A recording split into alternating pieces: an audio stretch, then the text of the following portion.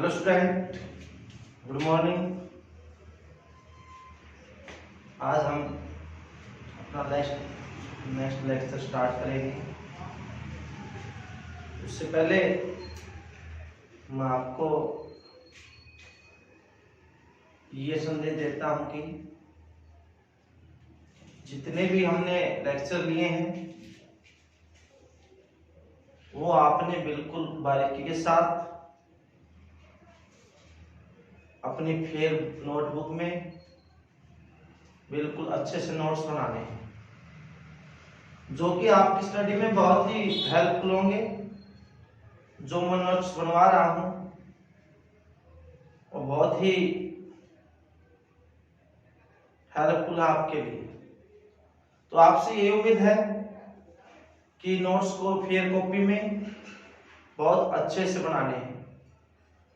जब कोई भी प्रॉब्लम हो तो आप कमेंट में लिख सकते हैं, और अगर आपको वीडियो पसंद आए तो ज्यादा से ज्यादा लाइक करें, शेयर करें, कमेंट करें और सब्सक्राइब करें। तो आगे हमारा टॉपिक स्टार्ट होता है। कल हमने टॉपिक किया था कि रजिस्टर सीरीज की जो रजिस्टर कोई भी सर्किट कंप्लीट होती है तो वो रजिस्टर की सहायता से होती है। अगर किसी सर्किट के अंदर रजिस्टर नहीं होता तो सर्किट कंप्लीट नहीं होती। तो रजिस्टर को जोड़ने के कुछ मेथड होते हैं। तो हमने 2 मेथड पढ़े, 10th क्लास में भी हम पढ़ के आ चुके हैं। तो फर्स्ट मेथड हमारे पास था रजिस्टर इन सीरीज, जो हमने इससे पहले वाले लेक्चर में किया है। बहुत ही इजी टॉपिक था। और आज हम स्टार्ट करेंगे रजिस्टर इन पैरेलल, बिल्कुल बारीकी के साथ विद न्यूमेरिकल्स, और आपने बिल्कुल फोकस बना के वीडियो को देखना है। तो अब हमारा टॉपिक आता है register in parallel. Registers in parallel कि रजिस्टर को कैसे हम कनेक्ट कर सकते हैं, हम सीरीज में भी और पैरेलल में भी। तो सीरीज में हमारे पास टोटल रेजिस्टेंस कितना था, R1 plus R2 plus R3 plus कहां तक है, Rn तक। तो सीरीज के अंदर टोटल रेजिस्टेंस क्या होता है, इंक्रीज होता है। अब एक बात बताना, जहां पर देखो हमारे पास ओम्स V = IR होता है, तो R कितना आएगा, V/I। और जहां पर रेजिस्टेंस ज्यादा हो जाता है, क्योंकि आपको पता है कि सीरीज में रेजिस्टेंस कंटिन्यूअसली इंक्रीज होता है। अगर ये इंक्रीज होगा तो करंट क्या होगा, डिक्रीज। तो इसका मतलब क्या होगा कि जो हमारे पास अगर सर्किट सीरीज के अंदर है तो वहां पर इलेक्ट्रिक करंट कम फ्लो करता है और रेजिस्टेंस ज्यादा होता है, और जिसकी वजह से हीट प्रोड्यूस होती है। तो सर्किट को लॉस भी हो सकता है सीरीज के अंदर। सीरीज में सर्किट को ज्यादा लॉस होता है, इसलिए हमारे घरों की जो फिटिंग होती है वो पैरेलल में की जाती है। और वैसे भी हमें पैरेलल में करवानी चाहिए, क्योंकि जो पैरेलल है बहुत ही बेनिफिशियल है किससे, सीरीज से। तो आज का टॉपिक हमारे पास रेजिस्टर इन पैरेलल। ये हमारे पास किसका सिंबल होता है, रेजिस्टर का।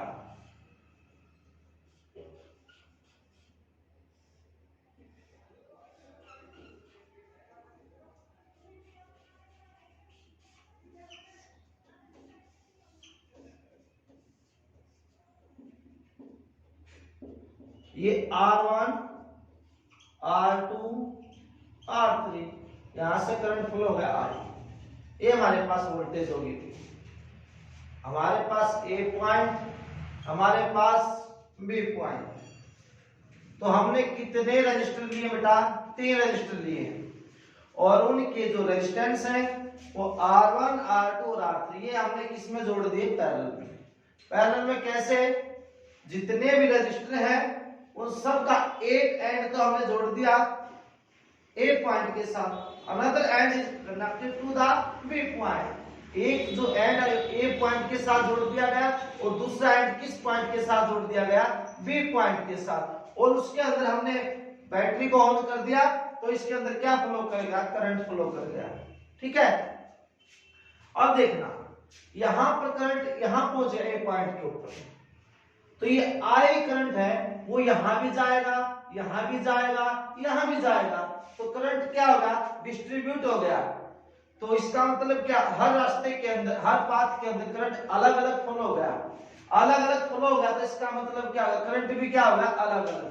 तो इसका कितना होगा I1, इसका I2 और I3, ये वापिस करंट यहाँ ज्वाइंट हो गए, तो वापिस करंट कितना बन गया, I। हमने दिया कितना था, I, जितना देते हो उतना ही आ जाता है। ये काम किसका होता है, बैटरी का और सेल का ये काम होता है, जितनी सप्लाई देता है वापिस उतनी सप्लाई ले लेता है। तो क्या लिखोगे इसके अंदर, consider 3 resistors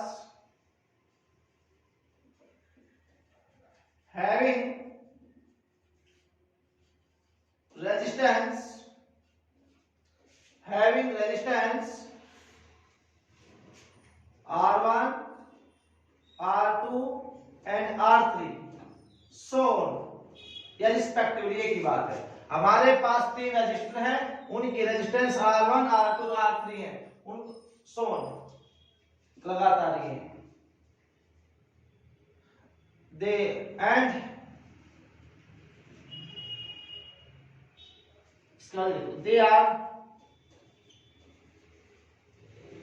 said to be connected in series।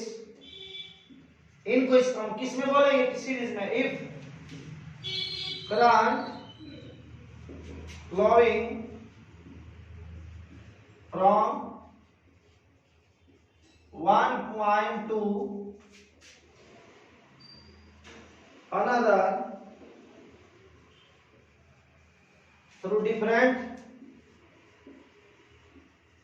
paths। देखो यहां करंट फ्लो करेगा कहां से, ए पॉइंट से लेकर कहां तक, एक ही रास्ते में फ्लो करेगा या अलग अलग हो जा रहा है। करंट का रास्ता यहां से क्या बेटा, अलग अलग है, इसलिए करंट क्या हो गया, डिफरेंट पाथ में हो गया। तो so current will be different, या और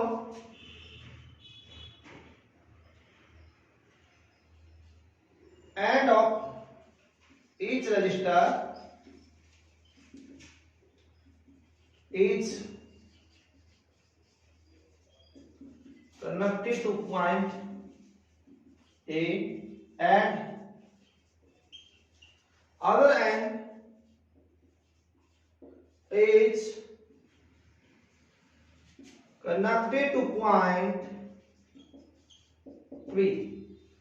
हर रजिस्टर का एक सिरा, एक एंड तो ए पॉइंट के साथ जोड़ दिया और दूसरा एंड किस पॉइंट के साथ जोड़ दिया, बी पॉइंट के साथ।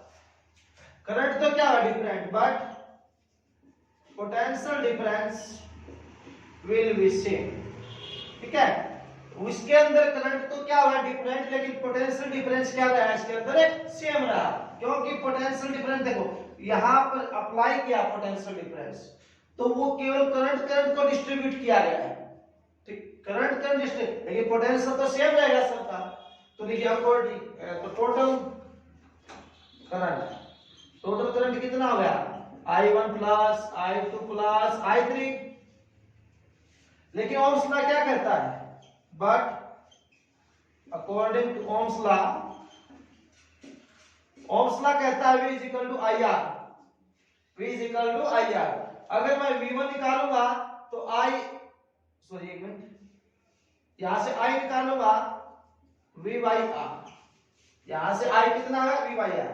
अगर मैं I1 निकालूंगा तो कितना V अपॉन R1, I2 निकालूंगा तो V अपॉन R2 और I3 निकालूंगा तो V अपॉन R3। लेकिन अब की बार V क्या है, सेम, और सीरीज में क्या सेम था, इलेक्ट्रिक करंट। ये सभी जो वैल्यू है यहां उठा रख दी थी। तो I किसके इक्वल होगा, V by R, I1 V upon R1 और ये V upon R2 V upon R3। ठीक है, सब में से क्या चीज कॉमन आ गई, सब में से V कॉमन आ गया, अंदर रहेगा 1 upon R1 1 upon R2 1 upon R3। ये कितने हो सकते हैं, n हो सकते हैं। ठीक है, तो V से V कैंसिल, नीचे क्या रहा P, P का मतलब पैरेलल, 1/R1, 1/R2, 1/R3। ये हमारे पास क्या है टोटल रेजिस्टेंस। उसमें कितना था R1 plus R2 plus R3। इसमें क्या है डिवाइड में है, इसमें क्या है डिवाइड में।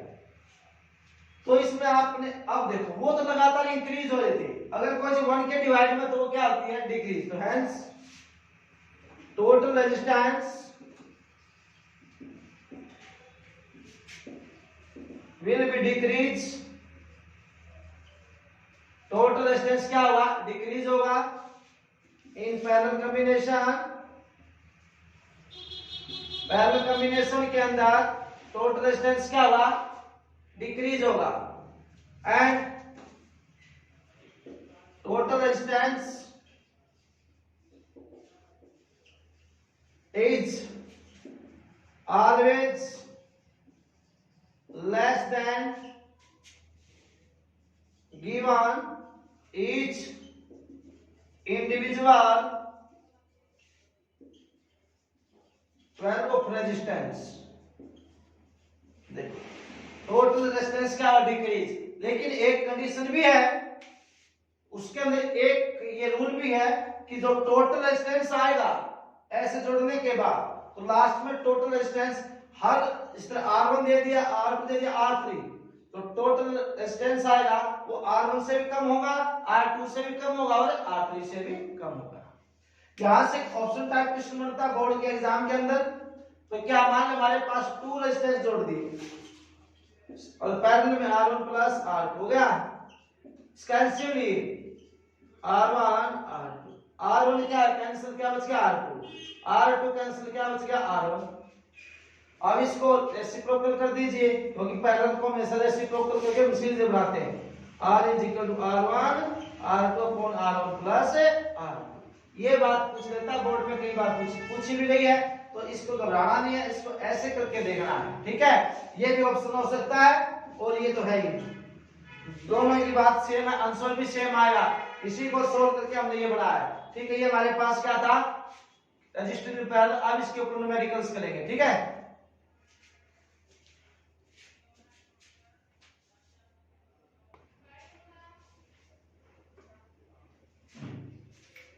देखिए आपको कुछ नेटवर्क दिए गए हैं, ठीक है, और ये फिगर आपको दे दी। इनका हमने ये निकाला टोटल रेजिस्टेंस इक्विवेलेंट रेजिस्टेंस क्या होगा। तो हमने इस फिगर को जिस तरह हमें ये देखेंगे कौन सीरीज में है कौन पैरेलल में, उसके बाद इसको हम सोल्व करेंगे। देखना ये हमारे पास एक सर्कुलर पाथ में दे रखा है, लेकिन सर्कुलर तक क्योंकि आपने क्या क्लोज नहीं है, ऐसा सर्किट को जब क्लोज हो जाए तो सर्कुलर पाथ बन जाएगा। हमारे पास एक रेजिस्टेंस ये है, ये है, ये है। अब एक बात देखिए आप, अगर ये यहां ना होता तो ये किस में हो जाता, सीरीज में होता। अब देखिए मान लो यहां से फ्लो कर रहा है ऐसे करंट, यहां से इनके बीच में कोई रेजिस्टेंस है, ये अलग ब्रांच आ गई, ये यहां पर अलग ब्रांच की वजह से ये पैरेलल में हो गई। इनके बीच में कोई ब्रांच नहीं है, करंट यहां से चला यहां पहुंच गया, फिर आगे डिस्ट्रीब्यूट। इसका मतलब ये पॉइंट किस में होगा यहां तक, इसका मतलब यहां तक करंट क्या जा रहा है सेम। जब करंट सेम जाता है तो किस में हो जाता है वो सीरीज के अंदर। तो मैं इसको ऐसे जोड़ दूंगा, ये जोड़ दिया, ठीक है, इसको मैंने ऐसे जोड़ दिया, ये 3 ओम हो गया। बोलो बात समझ में आ गई, किसमें जोड़ दिया, अब देखना एक पॉइंट से मैंने इसको जोड़ दिया, अब ये और ये किसमें हो गए, अब ये पैरेलल में, किसमें हो गए पैरेलल में। तो नाउ 1/Rp 1/3 1/6, एलसीएम कितना है 6, 2 + 1 3/6 1/2। इसको रेसिप्रोकल करो कितना आ गया 2 आ गया। जब इनको सोल्व किया तो कितना आ गया 2। अब हम इसको साफ कर जाऊं, ठीक है, फिगर बना लेना अपना, इसको साफ कर दिया मैंने। अब यहाँ कितना हो गया 2 ओम आ गया। ठीक है, अब ये दोनों किसके अंदर हो गए, अब ये दोनों सीरीज के अंदर हो गए। तो नाउ RS RP प्लस 8 ओम, RP कितना 2 ओम प्लस 8 ओम कितना होगा 10 ओम। ठीक है, अब मैं दोबारा पे इसको रब कर रहा हूं।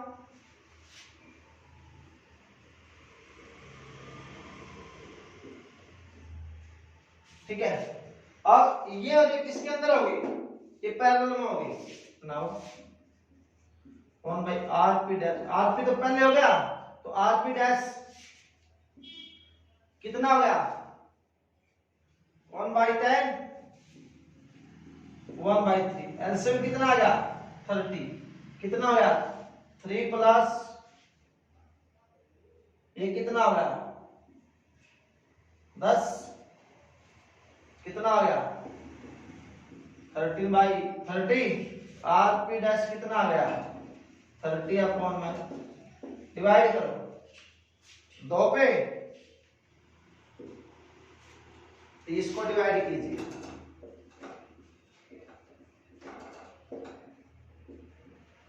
2.3 ओम।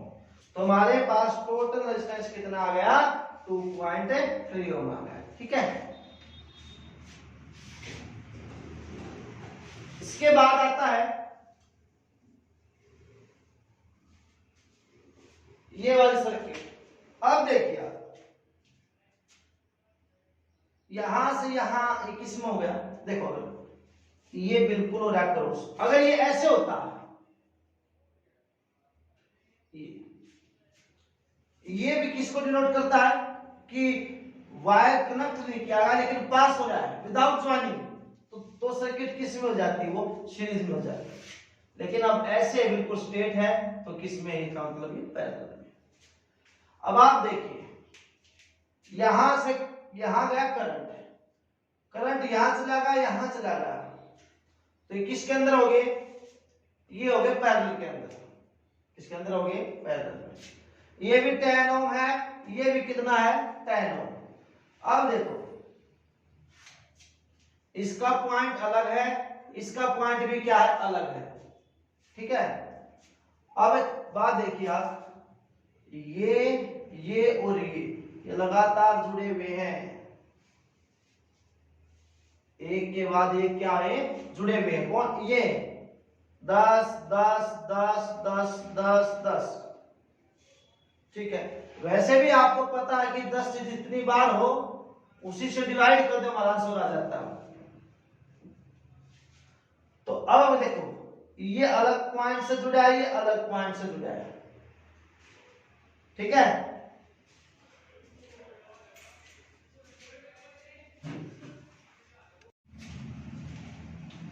अब देखना इसका देखो इन दोनों का एक पॉइंट जोड़ दिया इसके साथ, दोनों का एंड यहां बीच में कोई नेटवर्क नहीं है, दोनों एक पॉइंट के साथ जोड़ देंगे, बीच में कोई नेटवर्क, इसलिए इसको हटा के मैं इस पॉइंट से जोड़ दूं, इसको भी हटा के मैं इस पॉइंट से जोड़ दूंगा।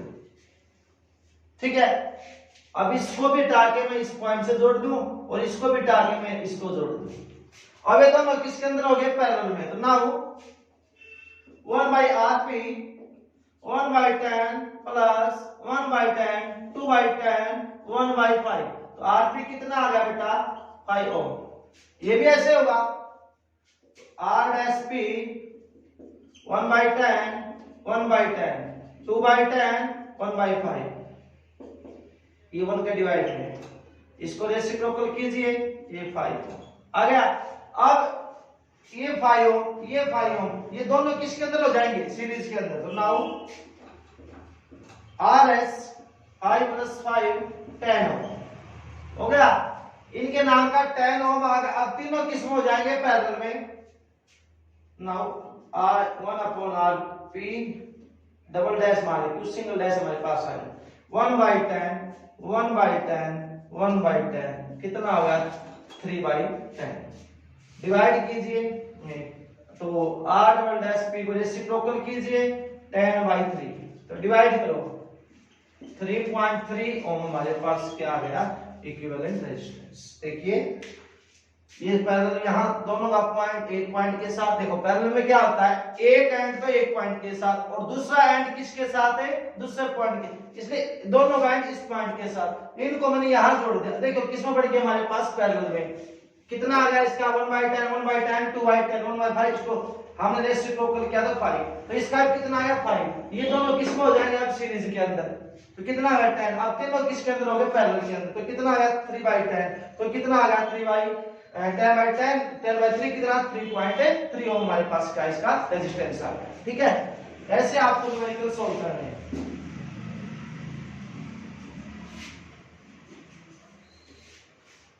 इसके बाद हमारे पास टॉपिक आता है कंडक्टेंस। क्या आता है, कंडक्टेंस। कंडक्टेंस में क्या होता है, हमने रेजिस्टेंस जो किया था ये उसका ही अपोजिट होता है, उसका उल्टा होता है। तो इस क्या लिखेंगे हम, it is the reciprocal of resistance called conductance. किसका रेसिप्रोकल, रेजिस्टेंस का रेसिप्रोकल क्या होता है, कंडक्टेंस। ठीक है, तो रेजिस्टेंस का जो रेसिप्रोकल होता है उसी को क्या बोलते हैं हम, conductance. It is denoted by G, और कंडक्टेंस का जो सिंबल होता है वो क्या होता है, जी होता है। तो दैट इज जी किसके इक्वल होगा, 1/r। आज हमारे पास क्या होता है, रेजिस्टेंस होता है। ठीक है, तो इसकी यूनिट क्या होगी, यूनिट होगी इसकी जी की, इसकी ओम होती है, ओम ऊपर जाके इनवर्स, ओम इनवर्स, या रेजिस्टेंस का उल्टा यूनिट की उल्टी हो जाएगी, ओम है तो क्या लिखते हैं एम एच ओम हो, बस क्या लिखते हैं, या ओम इनवर्स को बोलते हैं साइमन। क्या बोलते हैं, साइमन भी हम उसको बोल सकते हैं, ओम इनवर्स बोलो, महो बोलो या साइमन बोलो, वो किसकी यूनिट होती है, रेसिप्रोकल ऑफ रेजिस्टेंस की।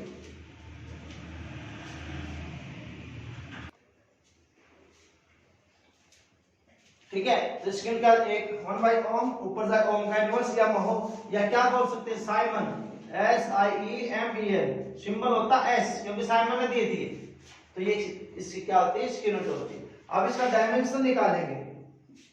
डायमेंशन में क्या होगा कि हमारे पास जो G है 1/r है, और R क्या होता है, V = IR, R कितना होगा, V/R हो जाए, V/I, तो V अपॉन में I, या जो भी आपने R का निकाल रखा है उसका अपोजिट कर दो, वो भी वही होता है। करंट का A, potential work by charge, ठीक है, R होता है V/I, तो पोटेंशियल क्या होता है, वर्क बाय चार्ज ऊपर चलेगा A, और चार्ज का होता है AT, work M1 L2 T-2, M ऊपर जाके माइनस का 1, L ऊपर जाके माइनस का 2, और T ऊपर जाके प्लस का 2, लेकिन 1 पहले तो T की पावर 3, और 1 to A का सुकेरियर हमारे पास क्या आता है, इसका डायमेंशनल फार्मूला, राइट है। इसके बाद आता है कंडक्टिविटी। इसके बाद क्या आता है, कंडक्टिविटी। हमने रेजिस्टिविटी पढ़ी थी, कंडक्टिविटी। कंडक्टिविटी क्या होती है, मतलब करंट को फ्लो कराने की जो एक्टिविटी होती है उसको कंडक्टिविटी बोलते हैं, करंट जो फ्लो करता है। The reciprocal of resistivity is called, resistivity का अपोजिट जो होता है इज कॉल्ड कंडक्टिविटी।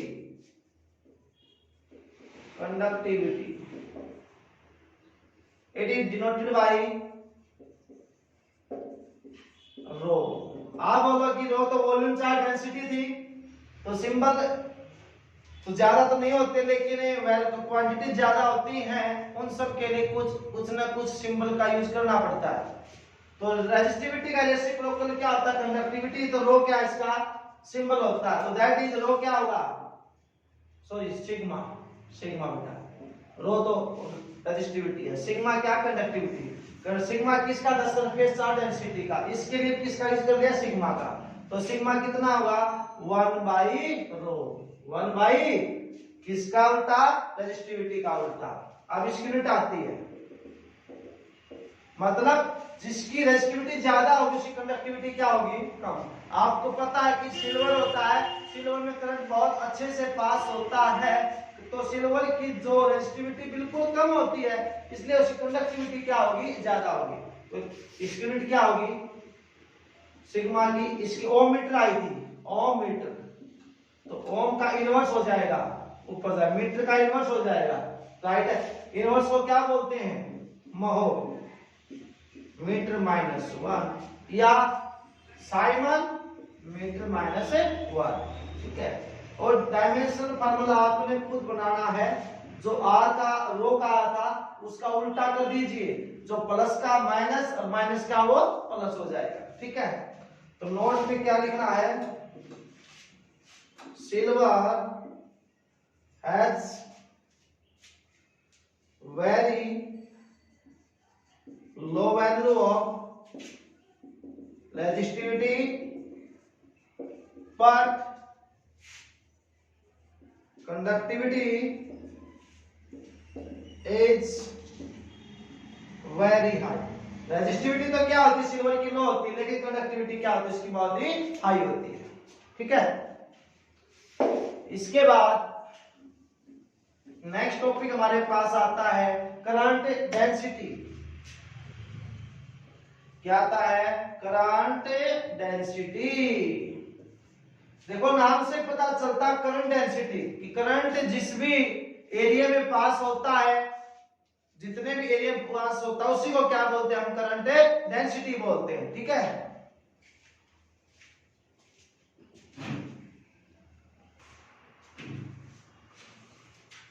क्या करंट डेंसिटी? देखो